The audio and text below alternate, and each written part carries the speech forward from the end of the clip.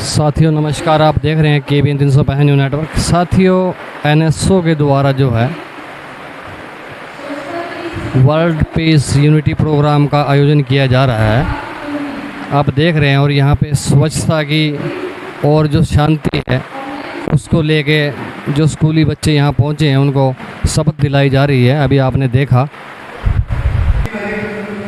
साथियों 5 अगस्त को हिरोशिमा और नागासाकी में जो परमाणु बम गिराए गए थे, जो त्रासदी विश्व ने झेली थी, उसके विरोध में जो है ये पखवाड़ा ये जो सप्ताह है 5 अगस्त से और 9 अगस्त तक ये NSO के द्वारा मनाया जा रहा है। और अभी जो मुख्य अतिथि हैं राजन लांबा, प्रिंसिपल टैगोर स्कूल, अपनी बात रख रहे हैं, आप सुन रहे हैं। बातचीत करने का, क्योंकि बड़े ही शॉर्ट नोटिस पे ये कार्यक्रम हुआ है, लास्ट वीक ही हुआ। लेकिन जैसे ही इन्होंने, क्योंकि मेरा पहला क्वेश्चन होता है क्या है क्या होगा, तो इन्होंने जब मुझे थीम बताया तो मुझे अच्छा लगा। और मैंने करनाल के लगभग 20 स्कूलों को अपनी तरफ से जो मुझे ठीक लगे, जान लगा मुझे कोई पेंटिंग का काम होता है, ड्राइंग का काम होता है, तो मैंने उन स्कूलों को चूज करके अपनी तरफ से इन्वाइट किया और इन्होंने एज इट इज उनको बुला दिया। तो आप अच्छे 85 के करीब बच्चे बैठे हुए, लकी है कि आप इस कंपटीशन में आज पार्टिसिपेट कर रहे हैं। तो मेरी आप सभी को इस जो एक स्पेशल डे लेकर इन्होंने थीम लेकर कार्यक्रम किया है, ड्राइंग कंपटीशन रचा है, आप सभी को NSO टीम को, मैडम रेनू को, टीचर्स को बहुत बहुत शुभकामनाएं और धन्यवाद कि मुझे इस कार्यक्रम में आकर आपसे रूबरू होने का मौका मिला। धन्यवाद, जय जय। साथियों इस तरह की जो घटनाएं हैं, जो दुर्घटनाएं हिरोशिमा और नागासाकी में हुई थी, इस तरह की जो घटनाएं हैं वो दोबारा ना हो, इसको लेके बच्चों को जागरूक करने के लिए जो है पेंटिंग प्रतियोगिता का आयोजन किया गया। और जो थीम रही वो थीम रही विश्व में शांति। आप देख रहे हैं नो वार पेंटिंग जो है बच्चों ने बनाई रही है, जो त्रासदी में किस तरह जो है जनता दुखी हुई, इस तरह के जो पोस्टरों में देख रहे हैं कि किस तरह आंसू बहा रहे हैं जो जनता है। मतलब जनता को किस तरह जो है दुख सहना पड़ता है, किस तरह जनता परेशान होती है जो ये लड़ाइयाँ होती हैं। और ख़ासकर जब परमाणु बम है उनके हमले होते हैं तो काफ़ी वर्षों तक जो है उनका दुष्प्रभाव बना रहता है। उसी से बचने के लिए, बच्चों को जागरूक करने के लिए NSO के द्वारा जो है आज स्टेडियम में जो प्रतियोगिता है, पेंटिंग प्रतियोगिता है, वो करवाई गई है। आप देख रहे हैं विभिन्न पेंटिंग्स बच्चों द्वारा यहाँ बनाई गई हैं और जो निर्णायक मंडल है वो देख रहा है, वो चुन रहा है अव्वल पेंटिंग को, फर्स्ट, सेकंड और थर्ड प्राइज़ के लिए कौन से भाग्यशाली बच्चे होने वाले हैं, उनका निर्णय अभी किया जा रहा है। आप देख रहे हैं no war Hiroshima peace and love Nagasaki, no war peace and love Hiroshima Nagasaki की इस तरह जो है आप देख रहे हैं कि किस तरह ये जो पेंटिंग्स है ये बनाई गई है बच्चों द्वारा। बेहतर पेंटिंग्स जो है विश्व में जो शांति बनाए रखने के लिए बच्चों द्वारा यहाँ बनाई गई है, आप देख रहे हैं। साथियों पेंटिंग प्रतियोगिता में जो विजेता रहे हैं, अभी थर्ड प्राइज़ ले रहे हैं, आप देख रहे हैं।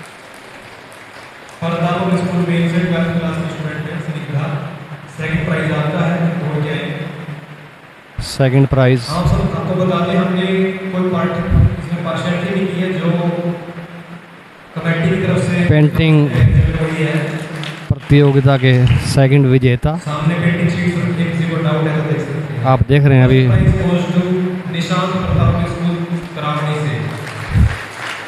साथियों फर्स्ट पुरस्कार जीता है पेंटिंग प्रतियोगिता में वर्ल्ड पीस यूनिटी प्रोग्राम के तहत निशांत। आप देख रहे हैं, अभी उनको सम्मानित किया जा रहा है। थोड़ा सा चार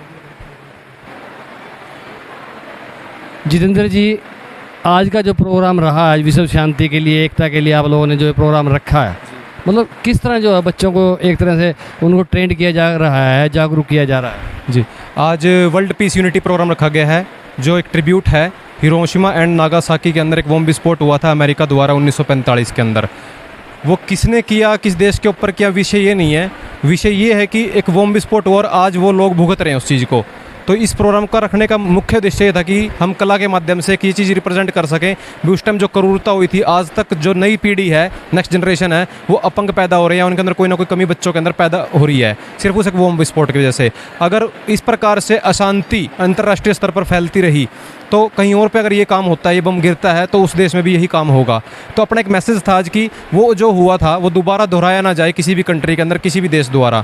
तो मेन मैसेज यही था आज का, और उसी के आधार पे आज यहाँ पे एक पोस्टर मेकिंग कंपटीशन रखा गया, जिसमें 16 स्कूलों के 80 बच्चों ने भाग लिया, और उसमें 5 बच्चों को फर्स्ट हमने सम्मानित किया, जिसमें फर्स्ट, सेकंड, थर्ड और 2 कंसोलेशन प्राइज़ यहाँ से दिए गए। उसके अलावा 10 बच्चों को सम्मानित किया गया नेहरू युवा केंद्र द्वारा मेडल दे करके, और सभी बच्चों को रिफ्रेशमेंट की सुविधा। और बच्चों ने यहाँ पर बहुत अच्छे से पेंटिंग कंपटीशन के माध्यम से और एक पेंटिंग कला के माध्यम से दर्शाया उस चीज़ को कि भी उस वक्त पे, उस समय पे वहाँ पर क्या हुआ था, जो कि आज यहाँ पर अगर दोबारा कहीं पर होता है तो वो कितनी क्रूरता होगी और कितना भयभीत होगा वो चीज़।